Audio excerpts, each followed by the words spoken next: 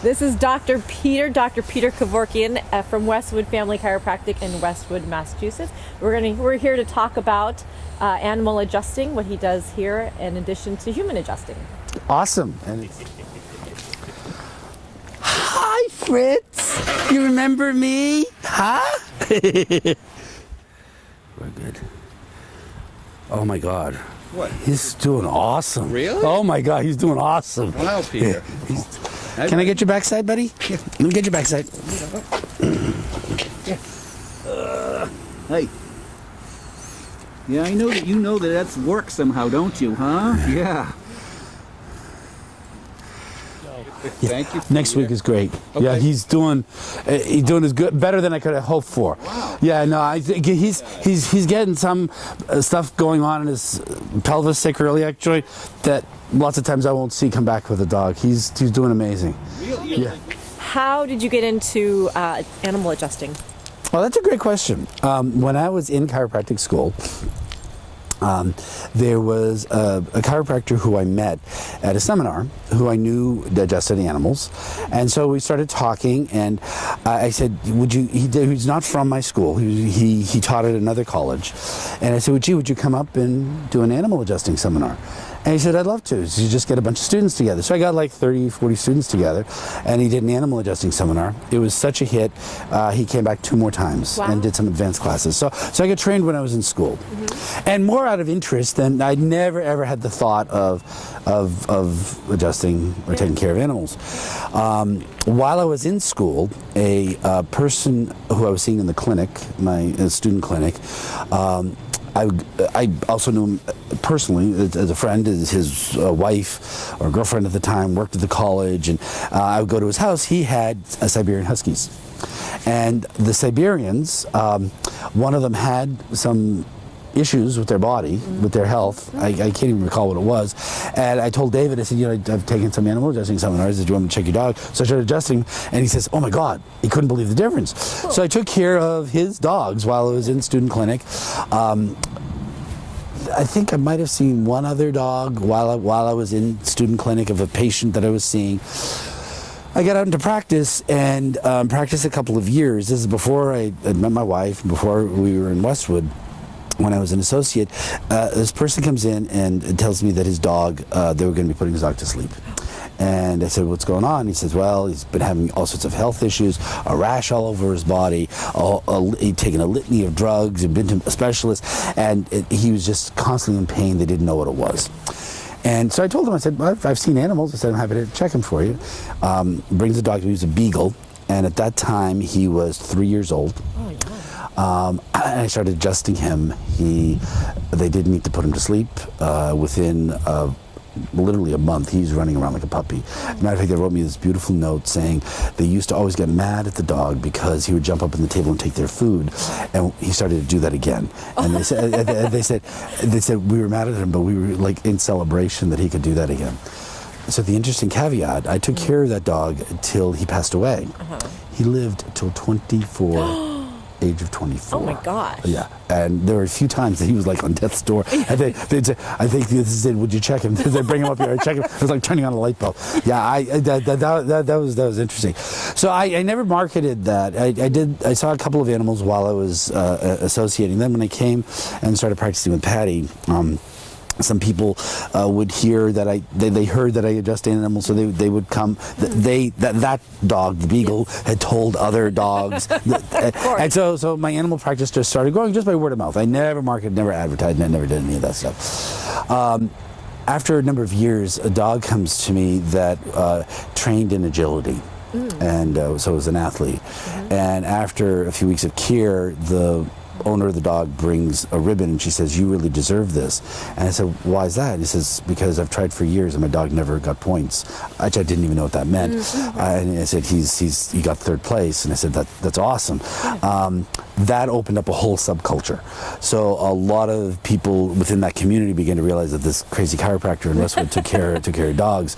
So they started to bring. So probably a few of the dogs that I saw tonight, but many dogs that I've taken care of. I guess maybe 40%, 50% of my dogs now are athletes. You either compete in agility or in obedience. Oh yeah. A couple of dogs that have show dogs, but not as many. But over the years, I've taken care of lots of different critters, mostly dogs. Mostly dogs. A few What cats. else? Okay. A few cats. What else? Who else? A few horses. Matter of fact, the woman who you saw me adjust her 3 Goldens, Yes. she, a number of years ago, brought one of her dogs, and she had heard about me from somebody. So I'm adjusting her dog, and after maybe a year, maybe 2 years, she says, Tag really likes you. And I said, I love Tag. He's a beautiful dog. I love Goldens. And he says, no, he's been to other chiropractors. I said, there's something that he senses in you that he doesn't get from any other chiropractors. He says, well, that's great. He says, would you take care of my horses? And I said, well, I'm not going to travel. I said, but if you tailor the horses and bring them. So she brings her horses, and one horse she hadn't been able to ride in years. And literally after his first adjustment, she's walking him down the driveway, and she's not even watching him, but she could tell by the sound of how his hooves were hitting. He said, you just changed his gait. Oh, so I've taken care of a number of her horses. She competes in dressage. So there are few people who bring their horses, but that a smaller part of the practice. But over the years, I've taken care of pigs, goats, geese, a rooster that didn't crow, ferret, hamster, gerbil. No fish. Fish? I did take care of. Yeah, but I know you. Yes. story Yeah. about Well, yeah. We're not going to do that. yeah. People already think that I'm really weird and crazy. Yeah. So I've taken care of a lot. Zig. All of a sudden, he started doing something weird with his legs, so I don't know what it's. Rear leg. Yeah. Let me see him walk. Here, walk. Look. Okay, no problem.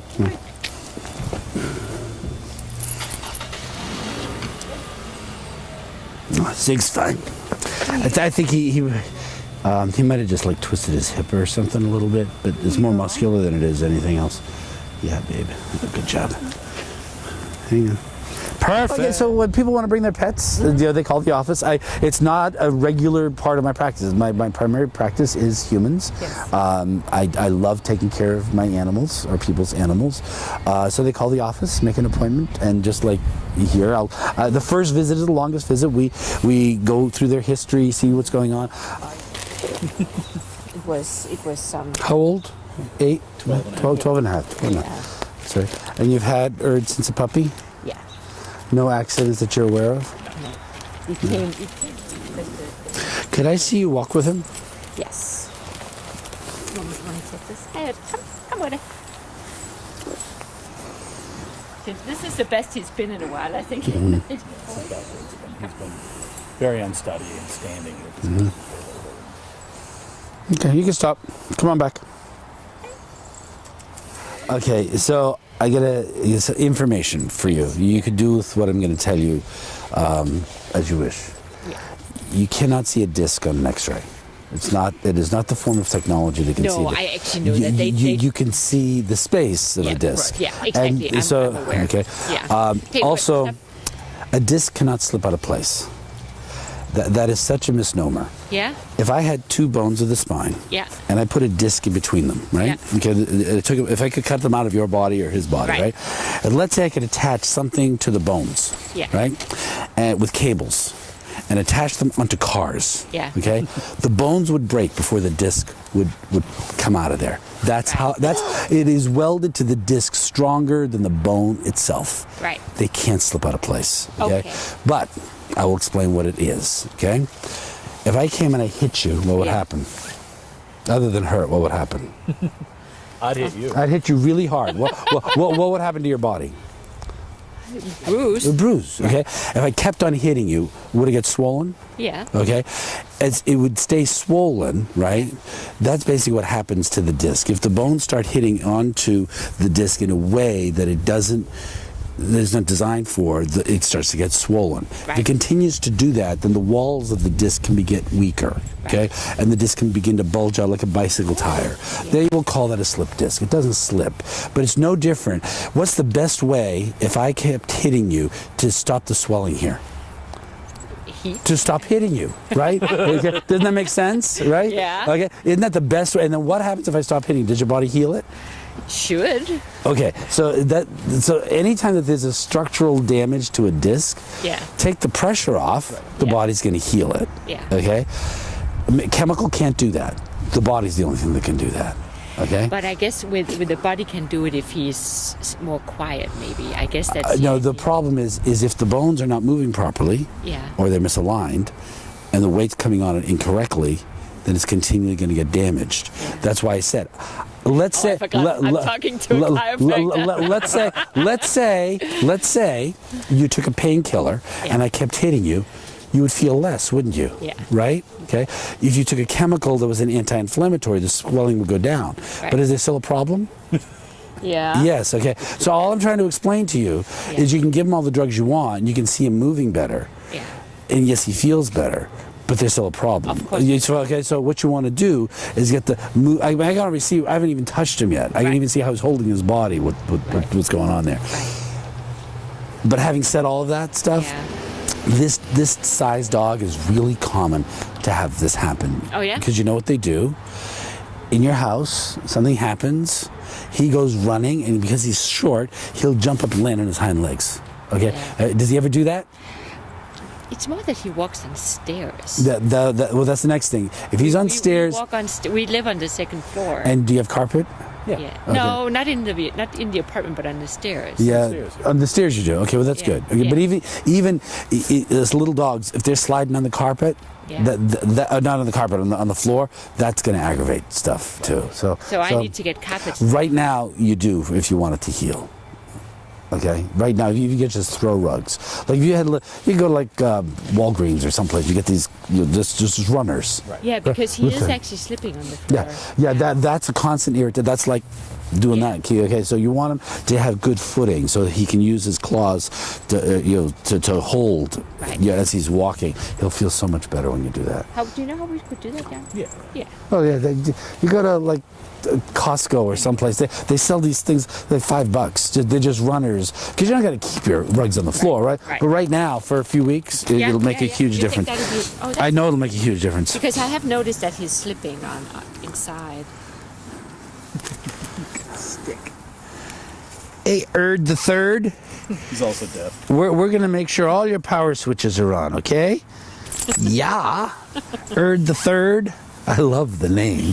Where, did you have the Erd the First or the one? And Erd This is our third Erd. the third We're Erd. thinking if he has to go, it's going to have to be fourth. Fourth. Yeah, but that's not a conversation for right now in front No, of it. no, not at all. He seems quite lively at the moment. Yeah, it's the adrenaline kicking in. This Yeah. is so nice. Oh, good Enjoying baby. Good job. Yeah. Oh, you and I are gonna be good. Look at that. You're good. Wait, one more time. Can I do that again? Awesome. Yeah. Okay. The hardest thing with this guy is gonna be keeping him from jumping. it. Yeah. But at home, he has been extremely, lethargic lately. Yeah, which the is- last I mean- with the medicine, he's just been lying down. But Well, it is he's been pretty quiet. Yeah. Before that. Beautiful. yes, Since he Yes. Have a cookie. You want a cookie? Can I get him a cookie? yes, of course. So the more I can see him, the better. Yeah. Okay. Can we do it Friday? What time would that be? Either around 12:30 or around 5:30. 5:30, because I'm in Wellesley. Yeah, I'll definitely try that. The other thing I would love, Yeah. and this is really easy to do with his, says get a harness instead of a collar. Yeah. Yeah, because every time you, Do you know what that is? yeah, it goes around here, around here rather than just the neck. Because every time that he pulls it all, Yeah. that little jolt actually gives a little bit of a whiplash to his body. Yeah. When he's with a harness, because you're holding more of his body, it won't do the same jolt to it. Okay? You were going to take very good care of you. Yes, we are. It's all going to be good. Yes, I love you. Yes, I. Okay. think so? Oh, his physiology for a 12-year-old is very good. Okay, he responded. Okay, so I should tell you what I did. Yeah. There were actually I did 4 things, really 3 things I did. The first level of involvement really has nothing to do with the disc per se. His spinal cord is under torsion. Okay, if you took a Tootsie Roll Yeah. and you know how it's twisted? Yeah. Okay. That's what's happened to his spinal cord. Probably has been there for a while. It feels like it's been there for a while. Yeah. So I want to unwind the tension off of the spinal cord. The minute I did that, okay, his breathing changed, Yeah. and his whole physiology begins to change, which is, I don't always see that in a 12-year-old, okay? Lots of times yes, it's a good thing to do, but sometimes it's very subtle, the change that I get. Then the minute that I got my fingers, he has 2 areas of involvement in his lumbar spine. Yeah, exactly. Okay? All I had to do is hold it there and just pump the disc, and he's with me. He's like he worked right with me to make the correction. That's good. A lot of dogs won't do that. Won't let me do that. It's a testament to his physiology. He's very aware. His sensory acuity of his body is better than you see in most dogs at that age, which is the number one sign of a healthy health and longevity. So when a dog loses their sensory acuity, when they when he senses the subtleties of what I'm doing and responds to it, that tells me that that's a very healthy response. I'm not a replacement for a vet. You know, I'm not a replacement for, I have some people who do very alternative stuff, I have some people who do very traditional stuff. I said, chiropractic isn't trying to replace the vet, but the body always works better with good nerve energy. So my job is to make sure the brain and the body and the brain are talking to each other. When you do that, it's absolutely amazing what happens. Performance improves. Dogs very often get over some conditions that they have. They can only be healthier and only be stronger. And as you see, it doesn't take very long to do it, and most dogs love it.